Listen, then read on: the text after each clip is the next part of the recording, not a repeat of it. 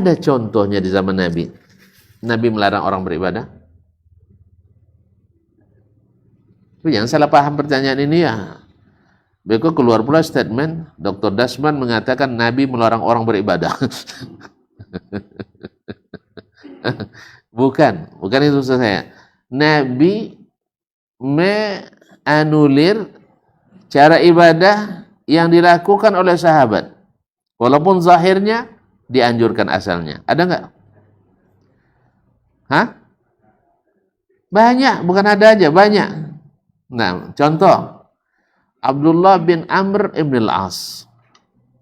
Dia itu saking rajinnya puasa siang, solat malam, dinikah dia ayah dengan wanita cantik bangsawan pula, tapi tidak pernah disingkong selimut itu.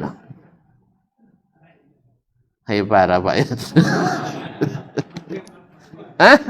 Mak tahu aja Pak. Iya itu. Jadi ditanya datang ayahnya Amr bin al-As, sahabat Nabi, tanya ke menantunya, kenapa kalian berkeluarganya nak? Dia nanya, ndak ada kekurangannya Abdullah ru sekenek jona. Kalau masalah ibadah amal dia payan cewang cenenyo. Puangi sonca-onca. Puangi anja ibadah rajin. Jelas ya? Puangi anja ibadah rajin, ndak pernahnya melukai hati dan. Iya, kok salahnya tak maaf dulu ya dia abang salahnya. Awak itu dibayar. Dah jole salah. Apa lambat pula mak nyanyi nanya jo. Kita ndak apa ni dengarnya. Kita pandai tapi Abdullah bin Amr ndak. Subhanallah. Cuman ciknya ya. Tudung ndak pernah singkong dah. Tahu tudung? Tudung tak tahu nutup makanan. Tak pernah dia buka.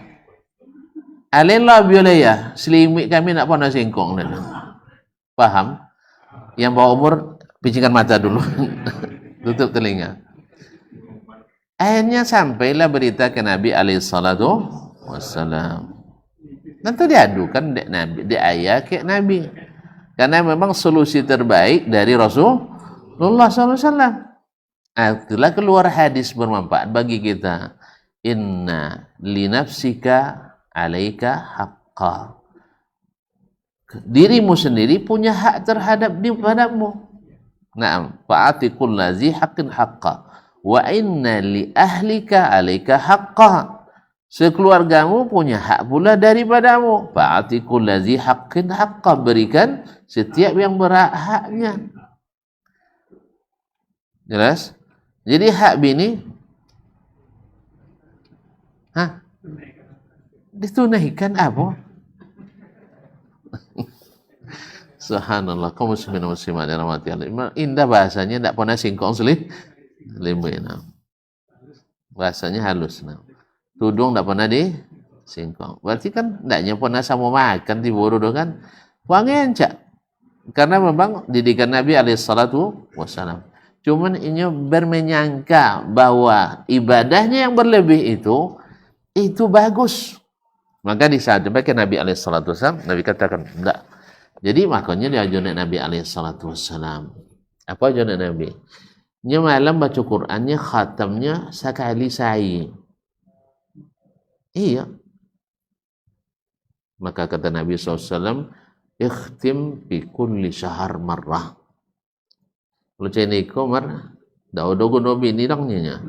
Jadi maka khatam Quran sekali sebulan. Ya Rasulullah, inni utiqu aktsara min zalik. Saya masih bisa lebih daripada itu.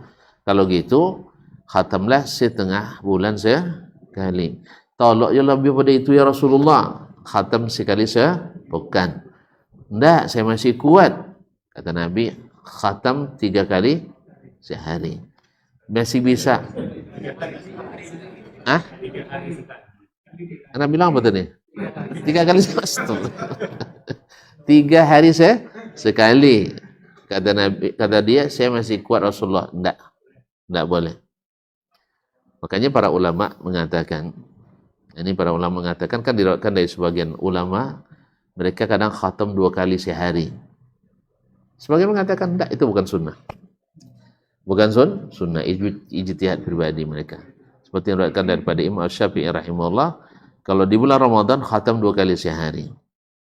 Wallahu a'lam, itu ijtihad beliau. Ya, Allah Maha tahu bagaimana membalas. Tapi apakah itu yang sunnah? Kata ulama enggak. Ya, sebagian ulama mengatakan itu bukan sunnah, karena Nabi berikan batasan sekali 3 hari. Sekali tiga hari. Wallahu a'lam. Ala kulli hal, ya seperti yang saya dengar dari masyayikh kami, bahwa di antara ulama mengatakan itu tidak disunnahkan. Artinya Nabi alaihissalam tidak merekomendasikan ibadah Abdullah ibn Amr bin al-As yang zahirnya baik. Kan zahirnya baik. Salat malam tanpa tidur. Puasa setiap hari. Tidak bisa. Saum Daud. Puasalah puasa Daud, tidak ada yang lebih baik daripada itu. Saya bisa Rasulullah tiap hari. Tidak, kata Nabi. Padahal puasa dianjurkan. Puasa dianjurkan? Tidak. Tapi karena dia menyalahi sunnah, maka tidak direkomendasikan oleh Nabi alaihissalam. Jelas ya? Tambah contoh, tidak usah. Nanti panjang sekali. Makanya saya hanya ingin mengatakan, kan sebagian orang asal baik pasti diterima. Tidak. Tidak semua yang dianggap baik diterima oleh Allah dan Rasulullah SAW. Itulah makna dari perkataan atau firman Allah SWT, wujuhu yawma izin khashi'ah amilatun nasibah tasla naran hamiyah.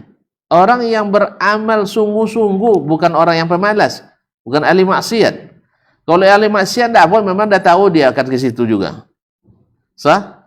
Tidak. Yang membuat dia tercenung, tertunduk, lesu, apa sebab? Amilatun, beramal, nasibatun, bertungkus lumus, banting tulang beramal. Cuma masalahnya taslana ran hamiyah, tetap masuk neraka. Makanya orang-orang, mohon maaf kaum muslimin muslimat, orang-orang yang aslinya agamanya Islam lalu menjadi agama jahiliyah, seperti orang Mekah di masa jahiliyah. Sah? Orang Mekah di masa jahiliyah, orang apa namanya? Orang Quraisy. Nah, orang kafir Quraisy. Baik. Kenapa mereka kafir?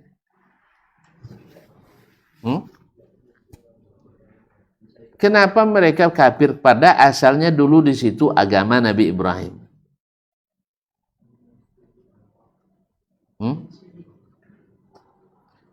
Ibrahim mengajarkan kekufuran. Taib. Ibrahim mengajarkan syirikat. Taib. Kenapa mereka syirik? Apa mau menyelisih itu? Hah? Apa mau berbeda dengan ajaran Nabi Ibrahim? No? Bid'ah. Umat Nabi Nuh menjadi kaum musyrikin. Kenapa? Karena bid'ah. Tidak diajarkan oleh Nabi Adam alaihissalam. Tidak ada diajarkan kalau kalian berdoa minta melalui orang wali, kuburan keramat. Ada Nabi Adam mengajarkan itu? Tidak ada. Tiba-tiba kiai iblis datang. Ya memang iblis memang, tapi berbentuk kiai. Dekap dengan sorbannya datang membisikkan pada mereka yang sudah tidak berilmu.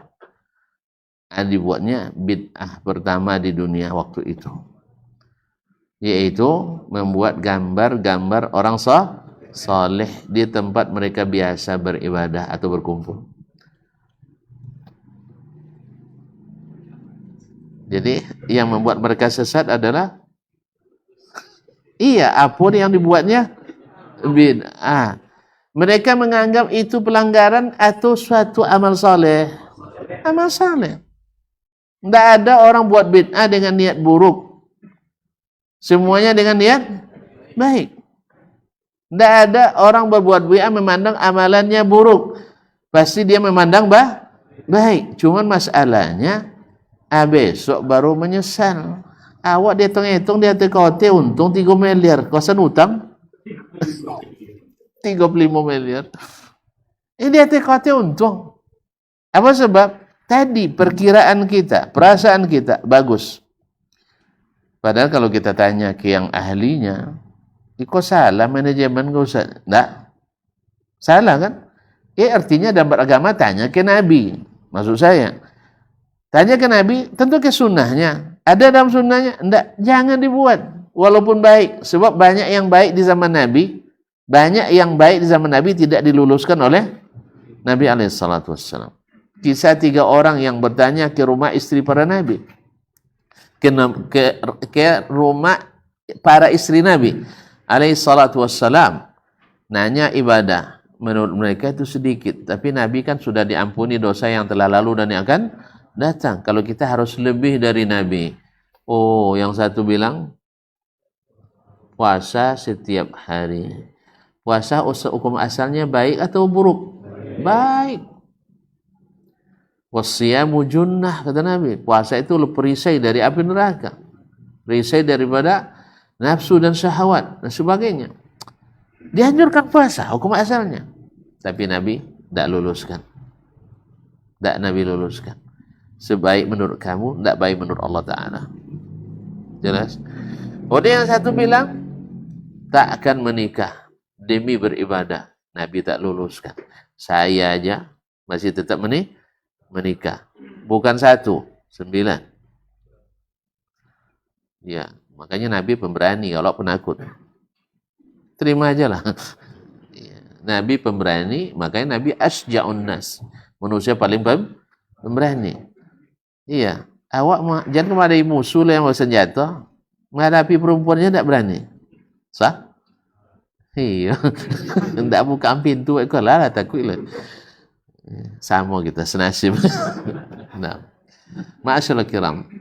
Jadi tidak semua amalan yang menurut pandangan orang baik diterima Allah SWT. Karena buktinya zaman Nabi banyak yang tidak dilegitimasi oleh Nabi SAW. Tidak boleh. Harus, kalau ingin jadi orang bertakwa, ikut sunnahku. Faman raghiba an sunnati falaysa minni. Nah.